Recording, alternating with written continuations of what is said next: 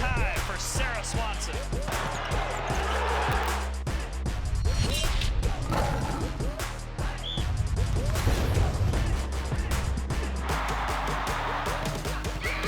It's going to be white. There you go. It's light work, period.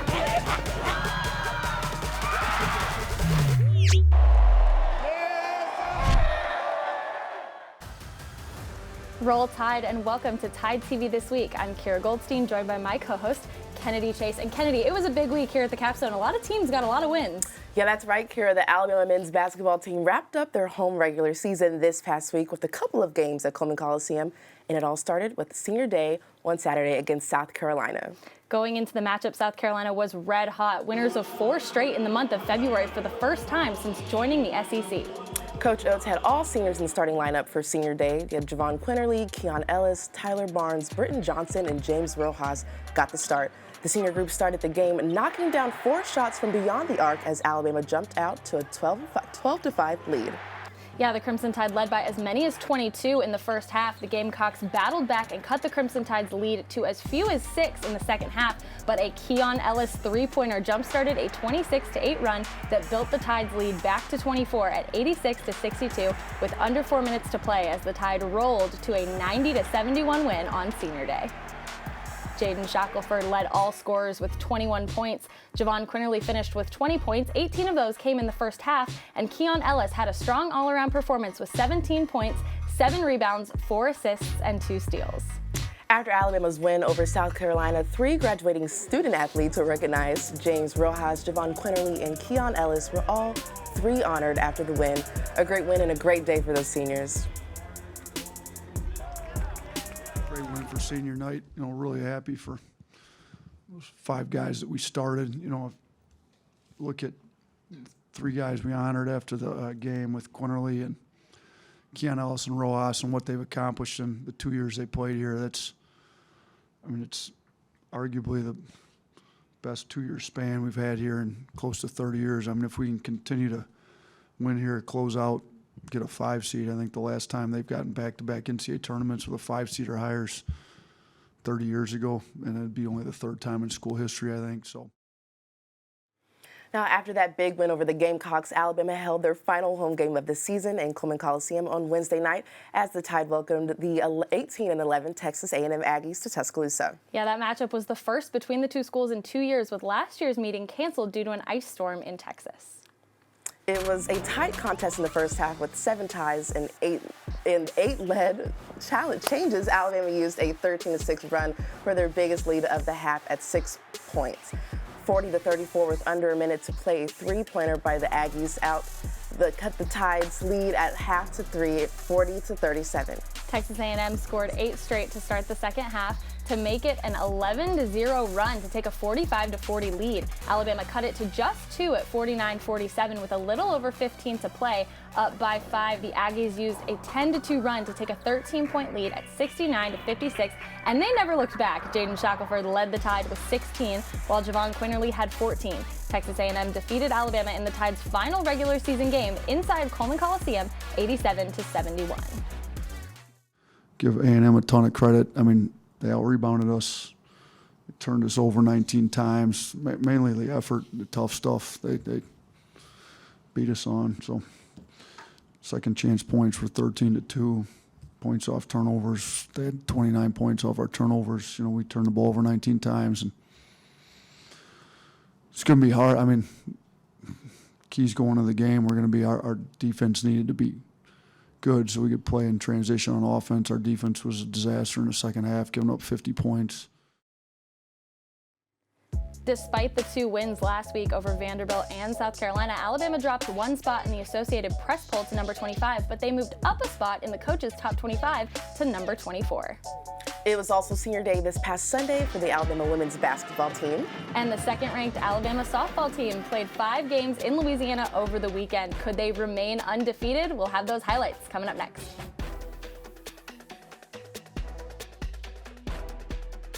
Tide TV This Week is presented by the University of Alabama, where legends are made. Ford, for great offers on F-150, see your local Ford dealer. Proud sponsor of the Crimson Tide. There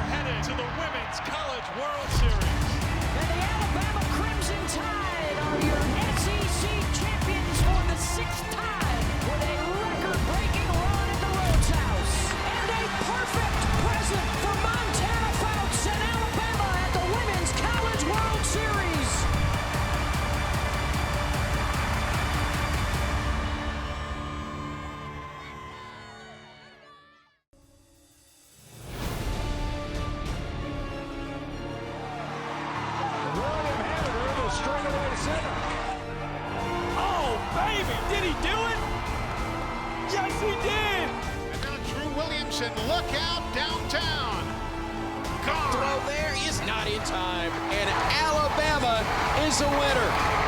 Both teams had a chance to celebrate today, but it's Bama's that counts. Welcome back to TideTV This Week. The Alabama women's basketball team wrapped up the regular season at home this past Sunday as the Crimson Tide hosted the Vanderbilt Commodores. Going into that matchup, Alabama had been playing some of their best basketball all season, winners of 2 out of their last 3, including that big 10-point win over number 8 Tennessee. And what a senior day it was for Brittany Davis. Davis wasted no time taking control of the game as she knocked down back-to-back three-pointers, leading 20-13 after the first period. Vanderbilt opened the second with 5 straight points, but Brittany Davis ended that run with another three-pointer. Despite knocking down 7 of 14 from beyond the arc, Alabama trailed Vandy at the half 33-30.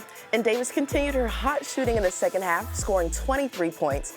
Alabama took control of the game in the second half, outscoring Vanderbilt 24-19 in the third and 23-19 in the fourth for the win. And Alabama defeated Vanderbilt in their final regular season contest 77-71. Senior Brittany Davis led all scorers with 32 points. Davis was 11 of 13 from the field and an incredible 8-9 from beyond the arc. The Crimson Tide had 2 others score in double figures. Hannah Barber finished with 15 points, 5 assists, and a pair of steals, while Jemiah Mingo Young tallied her 6th double-double of the season with 12 points and 10 rebounds. A nice way for Coach Curry and the Crimson Tide to end their regular season, and it was a really nice way for the seniors to cap off their final regular season. After the win over the Commodores, Coach Curry and the staff recognized the 5 seniors on the team. Megan Abrams, Hannah Barber, Allie Craig Cruz, Brittany Davis, and Taylor Sutton were honored after the win. All 5 seniors still have an extra year of eligibility to return for the next season if they choose to do so, thanks to the NCAA's COVID-19 exception. This week, the Crimson Tide are in Nashville for the SEC tournament, and the Tide are the number 11 seed. We'll have a full recap of the Tide's play in the tournament on next week's show. The second-ranked Alabama softball team traveled to Louisiana this past week to compete in the Mardi Gras Mambo. Before the tournament began in Youngsville, the team played a Thursday night matchup against the 20th-ranked Louisiana in Lafayette. Kaylee Tao started things off in the first inning with a 2-run shot to right field, scoring Ashley Prangy. After a couple more runs in the third, pitcher Lexi Kilfoyle stepped to the plate with the bases loaded. Kilfoyle doubled to right center, bringing Abby Dorr and Allie Shipman home to make it 6-0 Crimson Tide. In all, Bama would score 7 in the third to take a 9-0 lead. From there, Lexi Kilfoyle took care of the rest as she allowed just 1 run across 5 innings as second-ranked Alabama run ruled number 20 Louisiana in 5 innings with a final score of 9-1. On day 1 of the Mardi Gras Mambo, the Tide picked up a pair of wins. Alabama defeated Nicholls State in Game 1, 5-2. Alex Salter picked up her 3rd win of the season, and Jayla Torrance picked up her 1st save. In Game 2, freshman Megan Bloodworth hit her 4th home run of the season as Montana Fouts shut out Southeastern Louisiana for the 5-0 win. And on Sunday, the Tide kept rolling with 2 more wins. The offense put 8 runs on the board, and Montana Fouts pitched the final 3 in 1/3 scoreless innings to pick up her 5th win of the season as Alabama defeated Northwestern State 8-3. In Game 2, Alabama shut out Louisiana Tech 2-0, and Allie Shipman hit her 4th homer of the season. Jayla Torrance picked up her 3rd win, and Montana Fouts earned her 2nd save on the year. Patrick Murphy's squad wrapped up the Mardi Gras Mambo with one more top 20 matchup. The Tide run-ruled the Ragin' Cajuns 8-0 as Alabama put 3 runs on the board in the 4th and 5 more in the 5th.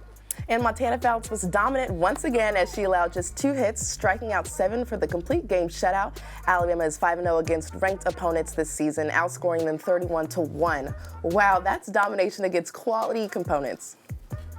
A big reason for that run allowed to 5 ranked opponents as Montana Fouts went 3-0 with a save over 4 appearances last weekend, throwing 17 shutout innings while striking out 28. Fouts was named the SEC Pitcher of the Week for the 2nd consecutive week. Along with winning 5 games and dominating their competition, the Crimson Tide softball team took some time out to participate in the Mardi Gras parade in Youngsville. The Tide had a float dedicated just to them, and it looks like they had a lot of fun throwing out beads, posters, and other Mardi Gras souvenirs. And at 15-0, the Crimson Tide remain at number 2 this week in all 4 polls. Alabama did pick up 1 first-place vote in the ESPN USA Today Top 25. The Crimson Tide have 5 wins over top 20 opponents, including 3 wins over top 10 teams.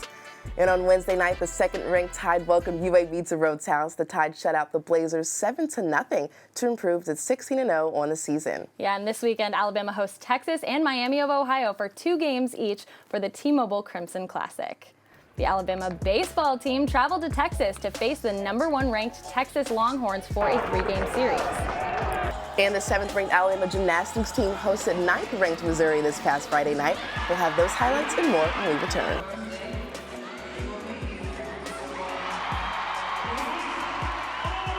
Tide TV This Week is presented by the University of Alabama, where legends are made. Ford, for great offers on F-150, see your local Ford dealer. Proud sponsor of the Crimson Tide.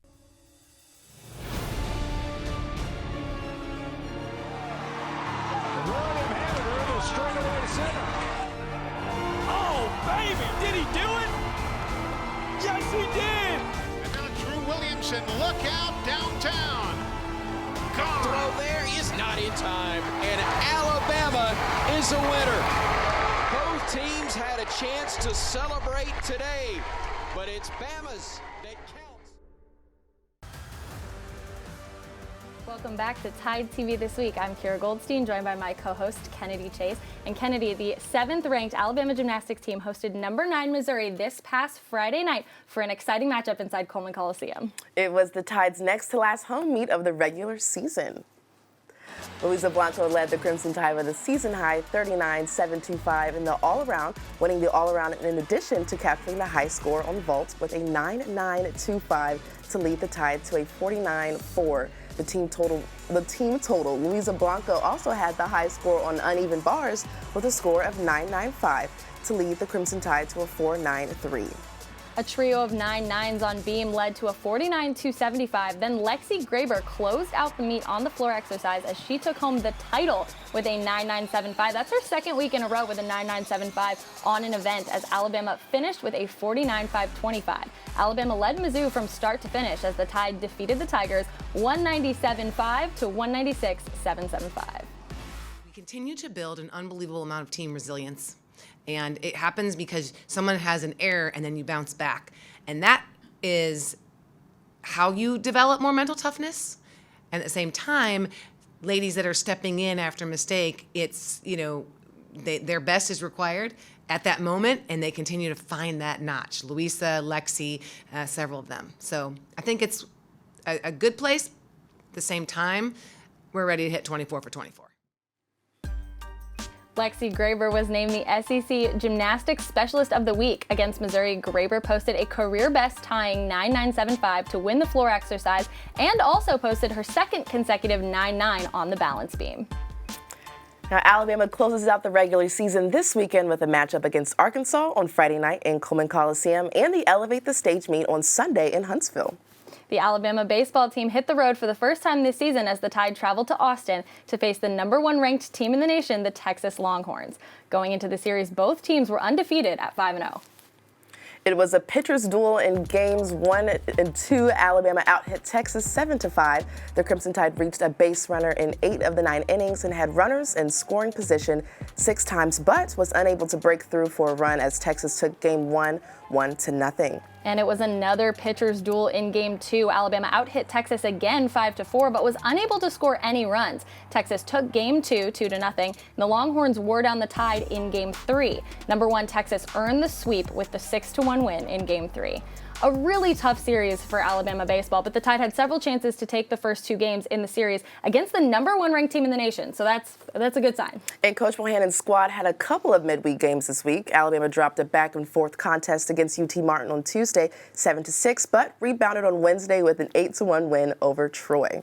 Alabama remains at home this weekend as the Tide hosts Murray State for a 3-game series at the Joe. But coming up next, we'll head out to the SEC Track and Field Championships for a couple of championship performances, and we'll bring you the latest from golf and tennis, that and more when we return for Tide TV This Week.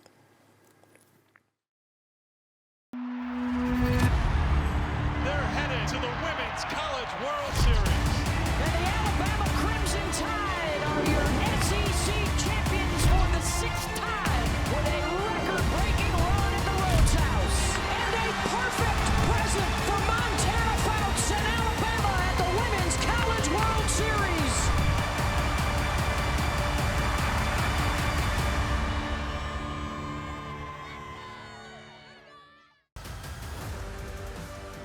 Welcome back. The Alabama track and field team took part in the SEC championships this past weekend in College Station, Texas. And several members of the team left Texas as SEC champions.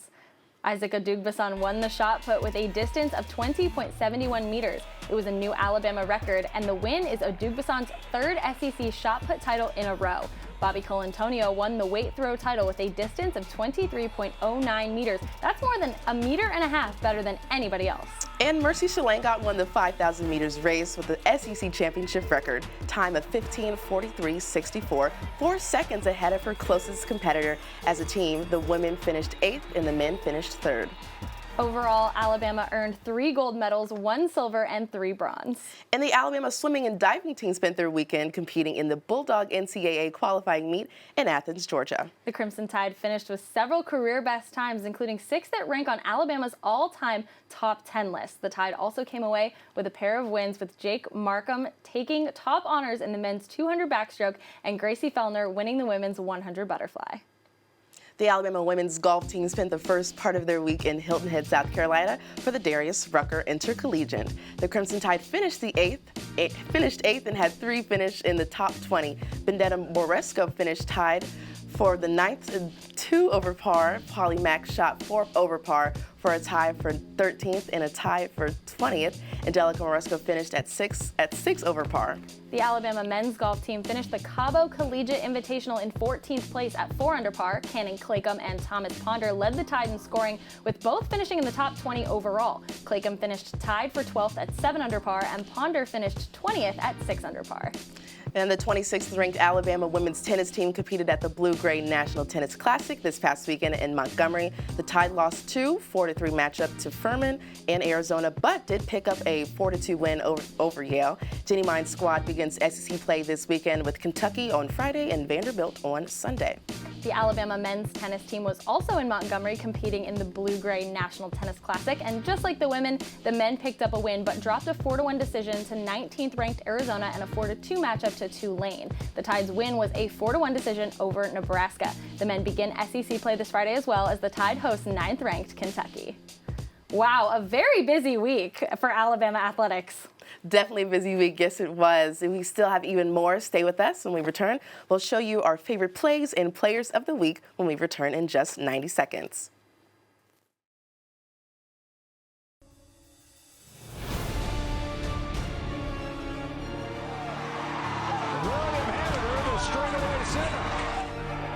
Oh, baby, did he do it?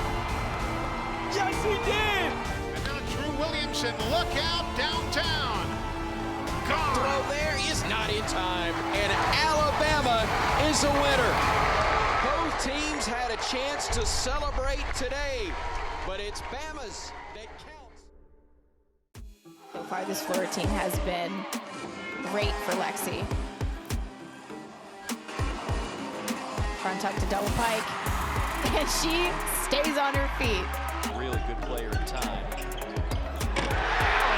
Bediako on the flush. As it's stolen away by Shackelford. And there's the steal. Great anticipation. Inside. Terrific pass. Bediako. Outside. Oh my. Unbelievable. And one outstanding shooting performance on display by Brittany Davis. Oh my goodness. Welcome back to Tide TV This Week. Those are our ATI Plays of the Week. Now let's take a look at our Players of the Week, brought to you by Legacy of Hope. Now we have senior Brittany Davis tied her season high with 32 points, and she did it shooting lights out. Davis was 11 of 13 from the field, including an incredible 8 of 9 from beyond the arc. It was the first time in Crimson Tide player history that she knocked down 8 3-pointers in a game since Erica Russell did in 2011. Davis was also named second team All-SEC. And we go with a trio of SEC champions. Mercy Chalangot won the 5,000 meters with an SEC championship record time of 15:43.64. That's 4 seconds ahead of her next closest competitor. And Isaac Odugbasan won the SEC championship shot put title with a distance of 20.71 meters. That was a new Alabama record of Odugbasan's third SEC shot put title in a row. And Bobby Colantonio won the SEC Championship weight throw title with a distance of 23.09 meters. That's more than 1.5 meters better than anyone else. And those were our Legacy of Hope Players of the Week. Kennedy, it's been so great to have you here, and it's really great to see a lot of Alabama teams going on the road and getting wins. Yes, it's been so much fun, Kiera. So tune in next week as we bring you more on the Crimson Tide and all-access content of the Tide you can't get anywhere else. We'll see you next week, everybody. Roll Tide. Roll Tide. This has been a presentation from Learfield,